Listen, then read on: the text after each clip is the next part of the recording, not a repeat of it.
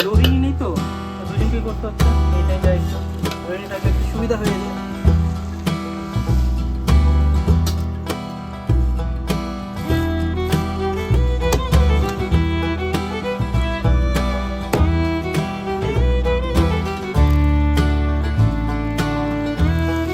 তাহলে এটা আমাদের লাস্ট রাউন্ড চলছে।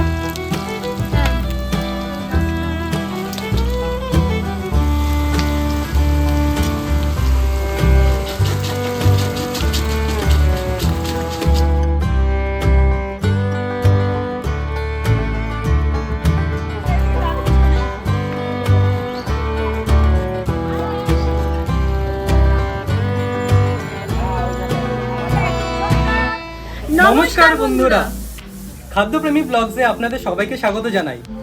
আজ আমরা আরেকটা নতুন ভিডিও নিয়ে চলে এসেছি। আর আজকে রেসিপিতে আছে ভেজ ফ্রাইড রাইস, আর তার সাথে আছে চিলি চিকেন। তো চলুন শুরু করা যাক। রাইস করে নেবো, ডেস্কি চাপিয়ে দিচ্ছি।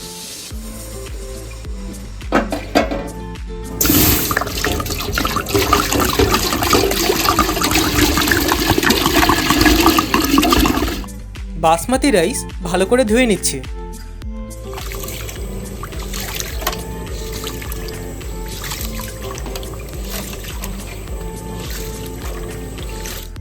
জল ফুটে গেছে, তো এবার জলের মধ্যে দিয়ে দিচ্ছি এলাচ, লবঙ্গ আর দারচিনি, যাতে ফ্রাইড রাইসে খুব সুন্দর একটা সেন্ট আসে।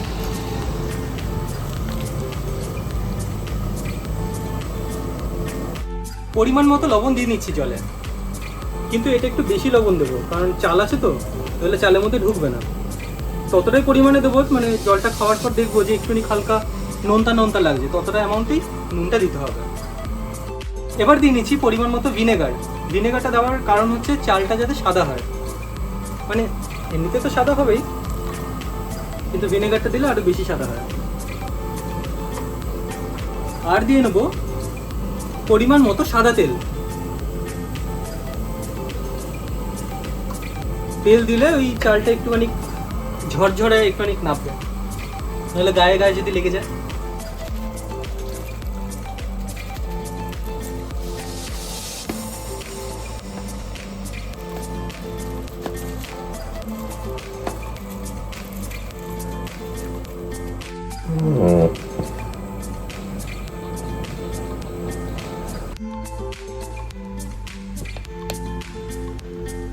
বলতো রান্নার মেন ইনগ্রেডিয়েন্টস কি? মানে ওটা ছাড়া রান্না হবেই না। পারবি? মেন ইনগ্রেডিয়েন্ট মানে ওটা ছাড়া হবেই না। বল। নুন। নুন। তা নুন ছাড়া রান্না হয় না? বেশিরভাগ সবকিছুতেই তো সল্টটা তো, হ্যাঁ নুন তো লাগে, একদমই ঠিক, বাট অনেক ক্ষেত্রে তো নুন ছাড়াও হতে পারে রান্না। এমন কি জিনিস আছে যেটা না দিলে এক ফোঁটা রান্নার টেস্ট হবে না? জানি না, তুমি আনসারটা বলো। ওই বল। আমি জানি না গো, জানলে কি বলতাম না, তুমি বলো। ঠিক আছে, দর্শক বন্ধুদের কাছে তাহলে এটা দর্শক বন্ধুদের কাছে প্রশ্নটা থাকলো, কোন মেন ইনগ্রেডিয়েন্টস আছে যেটা না দিলে রান্নাতে এক ফোঁটা টেস্ট হয় না? দেখি সবাই একটুখানি কমেন্ট করবেন। তুই কি বলি? নুন। হ্যাঁ আমি তো নুন বললাম। চলো একটা উত্তর পেলাম, নুন, কিন্তু ওইটা নুনের থেকেও ভ্যালুয়েবল। ফ্রাইড রাইসের জন্য আমি গাজর কেটে নিচ্ছি। আর আমি কেটে নেবো ক্যাপসিকাম। আজকে রোহিণী আসেনি, ওর কলেজ স্টার্ট হয়ে গেছে। তো ক্যাপসিকাম ভালো লাগে না, খুব একটা ভালো লাগে না। কেন? ভালো লাগে না, কেমন একটা লাগে। চিলি চিকেনে দিলে একটু দাও, ভালো লাগে। ক্যাপসিকাম কার ভালো লাগে না? আমার ভালো লাগে।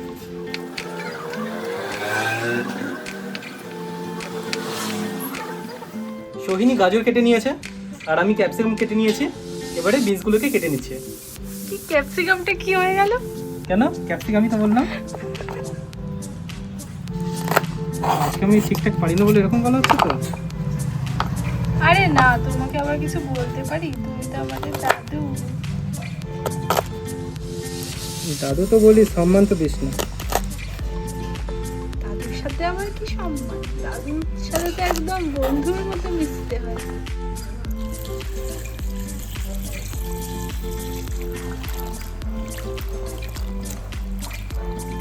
ফ্রাইড রাইসের জন্য সবজি ভাজবো, তাই কড়াই চাপিয়ে দিচ্ছি।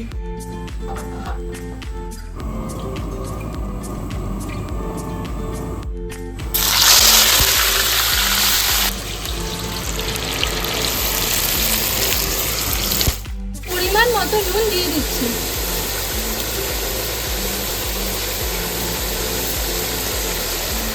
চিলি চিকেন করবো, তাই চিকেনের পিসগুলোকে ছোট ছোট করে কেটে নিচ্ছি।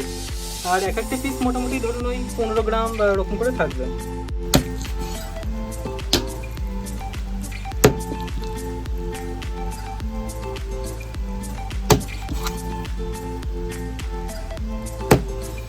এই যে এরকম সাইজ করে চিকেনগুলোকে কেটে নেবো। এগুলো একদম পারফেক্ট সাইজ চিলি চিকেনের।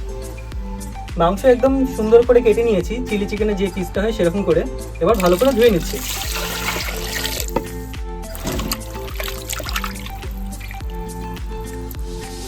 একদম সুন্দর পিস করেছো তো, নিমটা। হেভি পিস হয়েছে। সবজিগুলো ভাজা হয়ে গেছে, এবার নামিয়ে নিচ্ছি।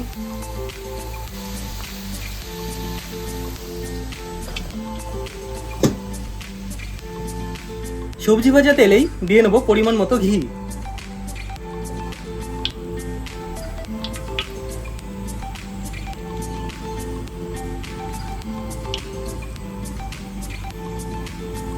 ঘিটা কেমন লাগছে দেখো তেলের মধ্যে। তেল গরম হয়ে গেছে, দিয়ে নিচ্ছি কাজু আর কিশমিশ।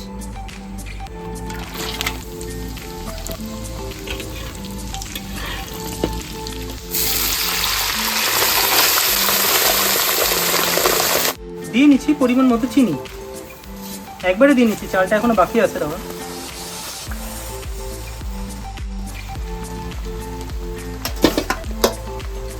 আস্তে আস্তে দেবো আর আস্তে আস্তে নাড়িয়ে নেবো।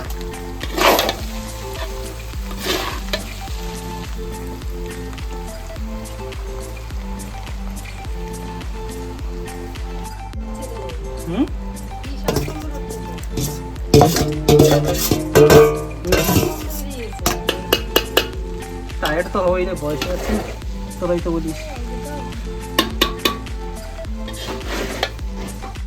ফ্রাইড রাইস আমাদের একদম রেডি, নামিয়ে নিচ্ছি।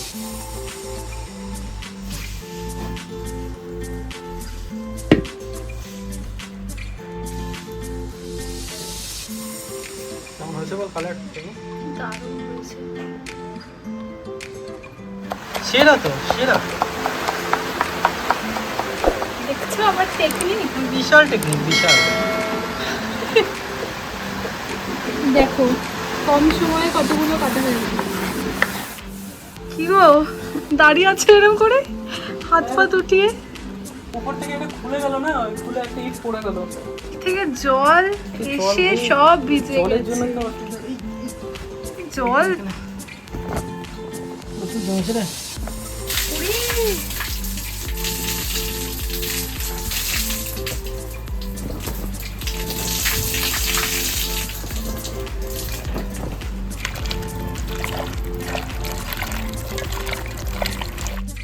বাইরে থেকে একদম ভেতরে শিফট হয়ে গেলাম ঘরে। বাইরের অবস্থা প্রচণ্ড খারাপ, ওইটাকে একদম ঠিকঠাক করে আবার টানাতে হবে। তো ততক্ষণ ভাবলাম একটু রসুনটা কুচিয়ে নিই, ততক্ষণ বৃষ্টিটা একটু কমেও যায়। চিলি চিকেনের জন্য মাংসটা ম্যারিনেট করে নেব। তো প্রথমে দিয়ে দিচ্ছি কর্নফ্লাওয়ার,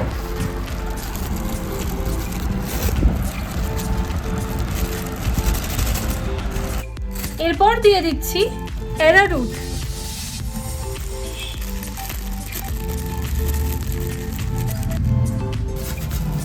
এবার দিয়ে দেব ময়দা। ময়দা খুবই সামান্য দেব। রসুন বাটা দিয়ে দিচ্ছি,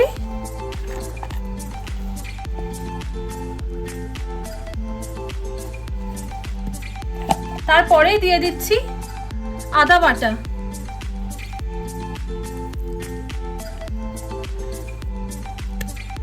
পরিমাণ মতো ভিনেগার দিয়ে দিচ্ছি,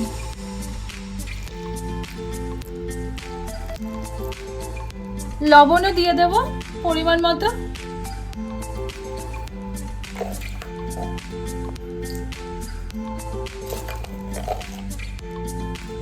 তো চিলি চিকেনের জন্য চিকেনগুলো ম্যারিনেট তো করছি, আর ম্যারিনেট করার তো মেইন ইনগ্রেডিয়েন্টই হচ্ছে ডিম।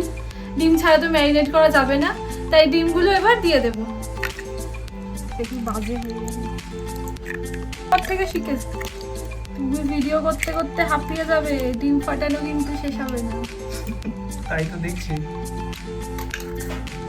একদম শেষে দিয়ে দিচ্ছি গোলমরিচ গুঁড়ো।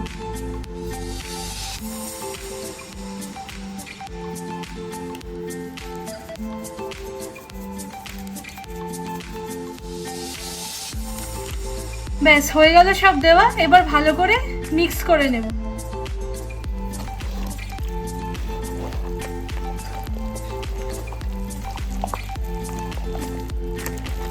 ভালো করে ম্যারিনেট করা হয়ে গেছে, এবার এটাকে 15 থেকে 30 মিনিটের মতো রেখে দেব ম্যারিনেট করে।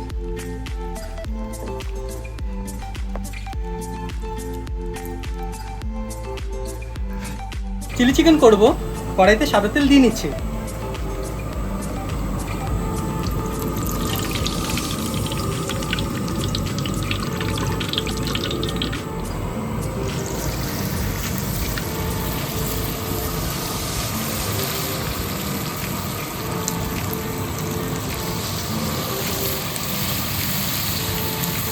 গ্যাসটা কমাতো তো, কেন আমাকেই করতে হবে ভাই?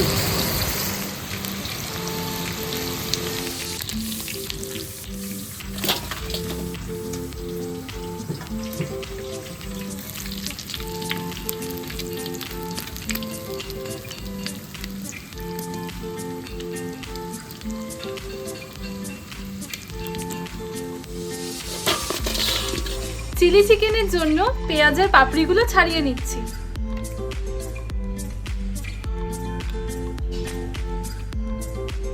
এরকম করে একটা একটা করে ছাড়িয়ে নেব।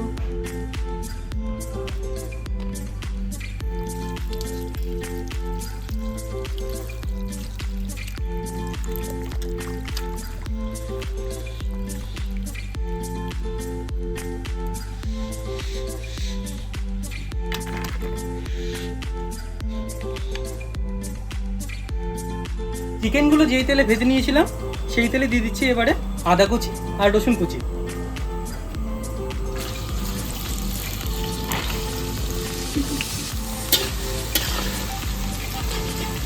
রসুন আর এই আদা কালার চেঞ্জ করে ফেলেছে, তো এই সময় দিয়ে নিচ্ছি কয়েকটা চিড়ে রাখা কাঁচা লঙ্কা।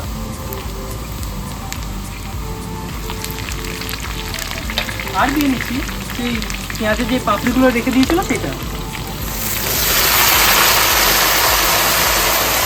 এর সাথে দিয়ে নেবো ক্যাপসিকাম।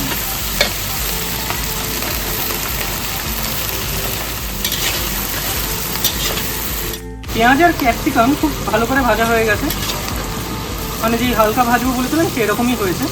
এই সময় দিয়ে নেবো টমেটো সস।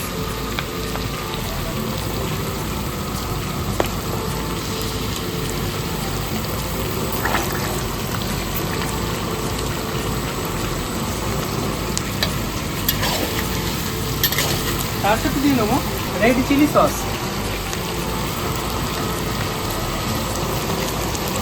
এটা কি ঝাল আছে, কম দেবো। দিয়ে নিচ্ছি গ্রিন চিলি সস।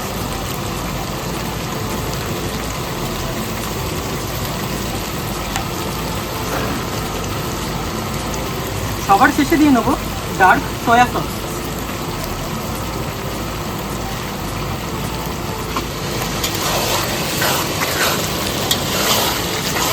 এবার পকোড়া দিয়ে ভালো করে কষিয়ে নেব। আরে পুরো গামলা তুলে নিয়েছো যে।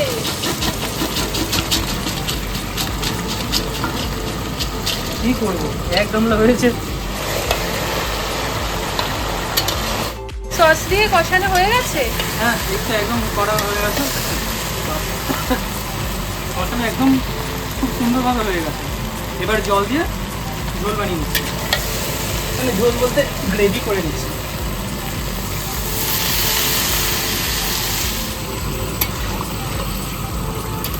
চিনি দিয়ে দিচ্ছি।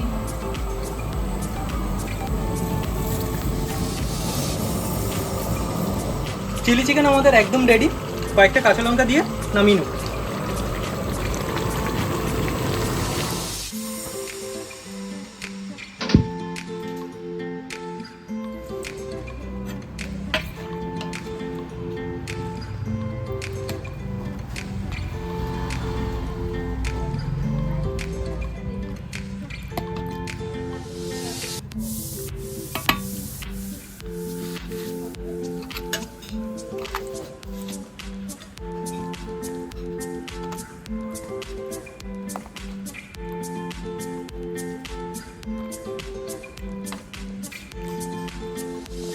স্মেল বেরিয়েছে না ভাই?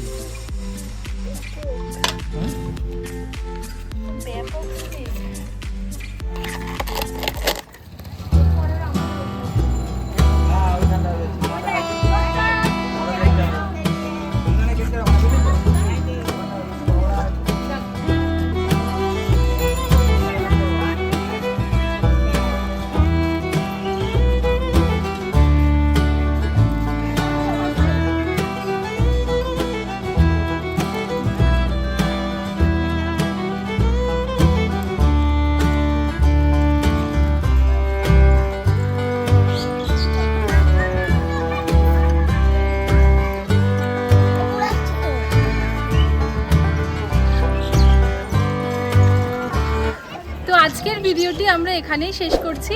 ভিডিওটি ভালো লেগে থাকলে অবশ্যই লাইক, শেয়ার আর সাবস্ক্রাইব করতে ভুলবেন না। দেখা হচ্ছে নেক্সট ভিডিওতে। ধন্যবাদ।